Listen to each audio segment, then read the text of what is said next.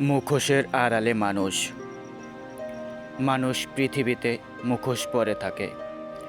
মুখোশের আড়ালে থাকে আরেক মানুষ।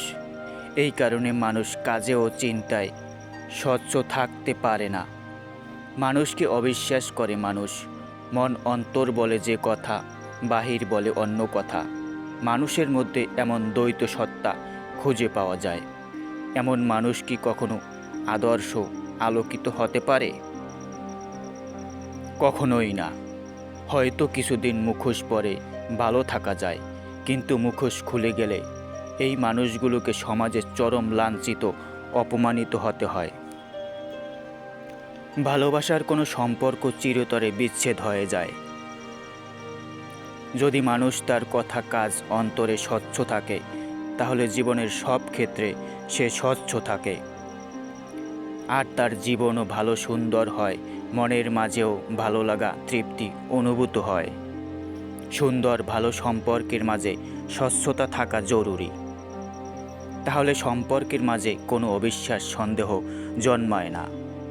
কিন্তু আমরা সাধারণত কোনো উদ্দেশ্য বা নিজের কোনো স্বার্থ বা কোনো কাজে কারো সঙ্গে সুন্দর, মিষ্টি, মোলায়েমভাবে কথা বললেও সেই একই মানুষ রূপ পাল্টায় কার্য উদ্ধারের পর। কিছুদিন পর এমন একটা ভাব করে সেই মানুষটির সাথে, যে মানুষটিকে চিনি না, কিংবা সেই মানুষটি দ্বারা বিরক্ত হচ্ছি, এমন কিছু ভাব নেই। এই কারণেই আমাদের সমাজে ভালো বন্ধুত্ব, ভালো সুন্দর মানুষ কমে যাচ্ছে।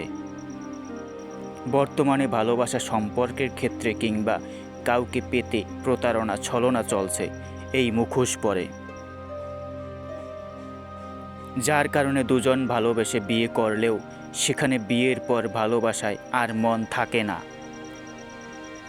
ভালোবাসা হয়ে যায় কোনো বিশেষ দিবস কিংবা আয়োজন কেন্দ্রিক। অনেকে এই মুখোশটিও ধরতে পারে না বলে জীবনে চরম ভুল করে বসে, ভালোবেসে অন্ধ হয়ে যায়। কিন্তু কখনো খেয়াল করে না যে মানুষটি ভালোবাসা নিয়ে এত কথা বলছে, সে সত্যিকার অর্থে ভালোবাসা কতটুকু অনুধাবন করে, কতটুকু সে আসলে মনে প্রাণে ধারণ করে। ছলনার বা প্রতারণার মুখোশ খুলতে থাকে। মানুষ বেশি দিন তার মুখোশ পরে থাকতে পারে না। মুখোশের কারণে আমরা আমাদের আসল সত্তাকে হারাতে থাকি। তাহলেই তো জগৎ, সমাজ, মানুষ সুখে শান্তিতে ভালো থাকবে।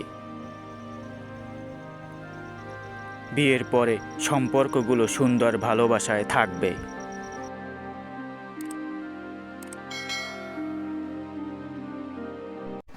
S M Sujan records.